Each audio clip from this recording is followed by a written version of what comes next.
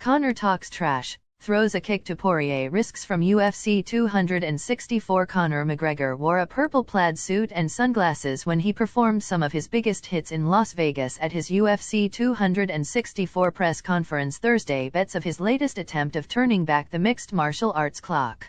Combat sports' biggest star strutted, and misbehaved at T-Mobile Arena, delighting his fans in a raucous crowd that anticipated the last of one of the greatest fight trilogies in recent history. Saturday night, McGregor threw a bottle of Dustin Poirier hot sauce into the stands early on and then prowled the stage, security guards separating him from his opponent. He threw a kick at Poirier during his event-ending face, when he was too far away to connect, of course. In between, the talkative Irishman insulted Poirier's wife, repeatedly pronounced that he would kill Poirier in the cage, questioned Poirier's love for his native Louisiana, and called Poirier a common epithet that is much less loaded on McGregor's side. Poirier and the assembled fans got another presentation of McGregor's classic verbal combination of dexterity and brutality, the secret to burrowing inside the heads of various opponents during his rocket trip into the sports stratosphere in the foremost decade. On Saturday night, they'll walk him around that octagon like a dog and then put him to sleep, McGregor told Poirier. He's not in the same stratosphere as me, McGregor later insisted. The man looks embarrassing up here. He looks fragile at this weight. The weight cut is getting to him. He's going to come out on a stretcher in this fight, McGregor finally said.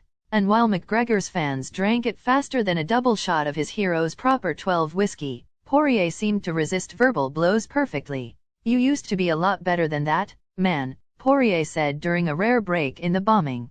The trash talk was way better than that. Post-task, McGregor's carefully crafted personality doesn't hit that hard when McGregor's hand has been raised in victory just once since the Obama administration. Despite all his fame, fortune, and celebrity, he's 1-2 in the cage and 0-1 in the boxing ring since November 2016. Poirier laughed at the difference promoting his second fight last January, when McGregor was incredibly friendly and charming at the time. Even with the resumption of hostilities, Poirier insisted that he would not allow McGregor to get into his head as he did in 2014, when McGregor knocked him out in his preliminary encounter. I see even a man here that I have defeated, and I know that I can defeat again, Poirier said. McGregor has reached a level of power in the fighting game where he is no longer characterized by simple wins and losses. His appearances in a cage or ring are child international events, and he has built a celebrity personality that rises above his peers even as the foundation of sporting success eroded over the past half-decade. But instead of settling on what would likely be several comfortable years fighting untitled UFC shows and taking more cash boxing matches, McGregor decided to come back to his latest loss. Rather than move on, he wants to go back, get it right, and set a new path in front of the first full-capacity UFC crowd in his hometown since the start of the pandemic. T-Mobile Arena hadn't been built when the preliminary duo met in 2014 and McGregor stopped Poirier in 106 seconds.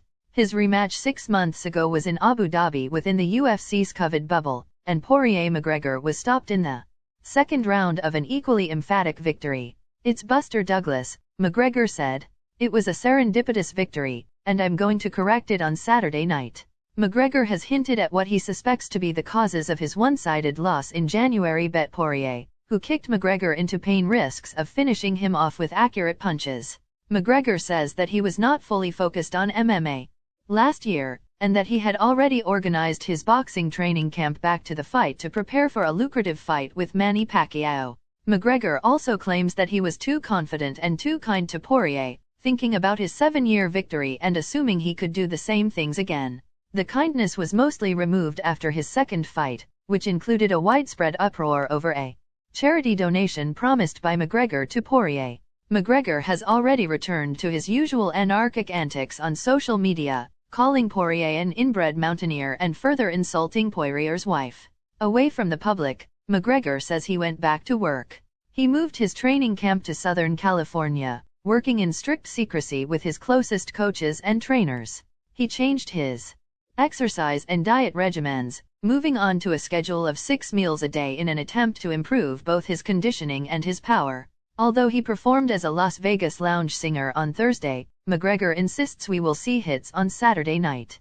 My way of thinking is that I'm back on the construction site with a hard hat and 2 hammers in my hands, said McGregor, a former plumber worker and trainee from his MMA career. That's my way of thinking. I'm not enjoying my past achievements. I'm back.